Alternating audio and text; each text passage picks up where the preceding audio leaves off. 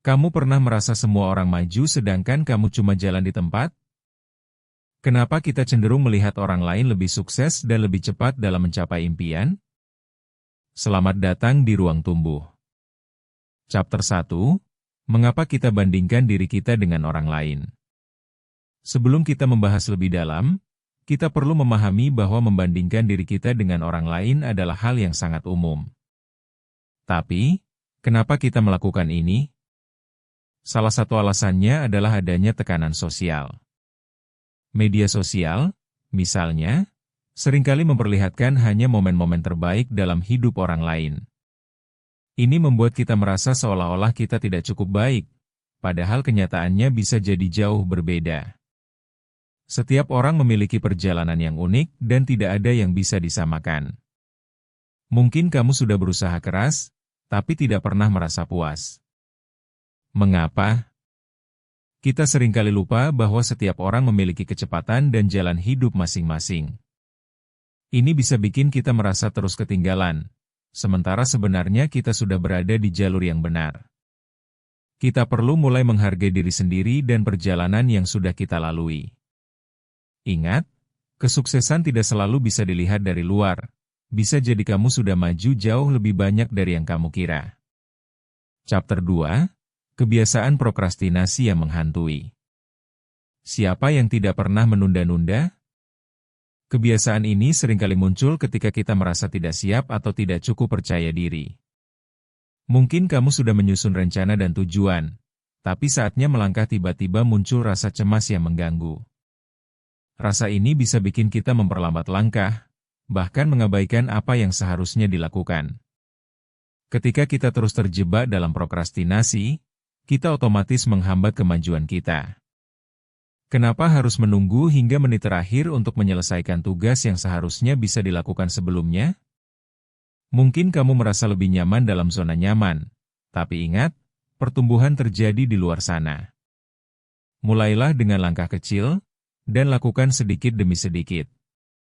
Cobalah untuk mengatur waktu dan buatlah prioritas. Ketika kamu mulai bergerak, kamu akan terkejut dengan kemajuan yang bisa dicapai.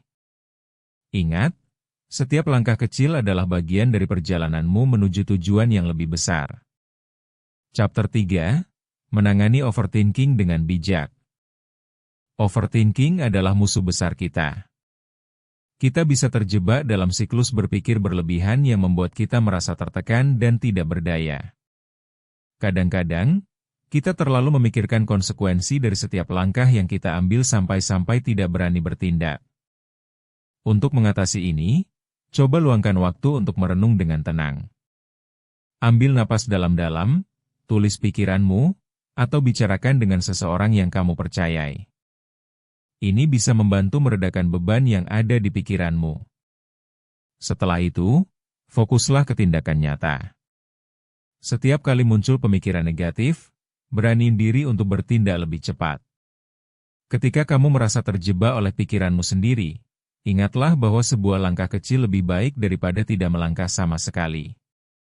Cobalah untuk menetapkan waktu tertentu untuk berpikir dan lakukan aktivitas yang menyegarkan pikiranmu. Chapter 4. Menciptakan lingkungan yang mendukung. Lingkungan kita berperan besar dalam bagaimana kita merasa dan bertindak. Ketika kita dikelilingi oleh orang-orang yang positif dan mendukung, kita lebih berpotensi untuk tumbuh.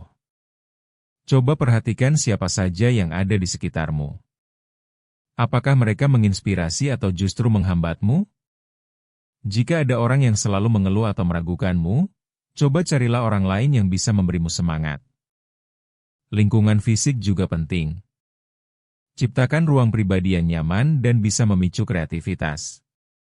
Misalnya, bisa dengan menambahkan tanaman atau mengatur meja kerja dengan lebih rapi. Sederhana, tapi penting. Seringkali perubahan kecil dalam lingkungan kita dapat membantu kita merasa lebih baik dan lebih termotivasi untuk mengejar impian kita. Chapter 5. Menetapkan tujuan yang realistis. Salah satu cara untuk merasa lebih berdaya adalah dengan menetapkan tujuan yang realistis. Terkadang kita menetapkan harapan yang terlalu tinggi dan berujung pada kekecewaan ketika kita tidak mencapainya. Mulai dengan langkah-langkah kecil yang dapat dicapai dan secara bertahap tingkatkan. Cobalah untuk menuliskan tujuan dan target setiap minggu. Ini tidak hanya membantumu tetap fokus tetapi juga memberi gambaran tentang perkembangan yang sudah kamu buat. Mengukur kemajuanmu sangat penting, karena bisa membantumu memotivasi diri untuk terus maju. Merayakan pencapaian, sekecil apapun, bisa mengubah cara pandang kita terhadap diri sendiri dan mendorong kita untuk terus berusaha. Ketika satu tujuan tercapai, ingatlah untuk memberi reward pada diri sendiri agar tetap semangat mengejar tujuan lainnya. Jangan lupa untuk subscribe channel Ruang Tumbuh agar kita bisa terus bersama-sama belajar dan tumbuh. Bertumbuh itu proses, bukan lomba.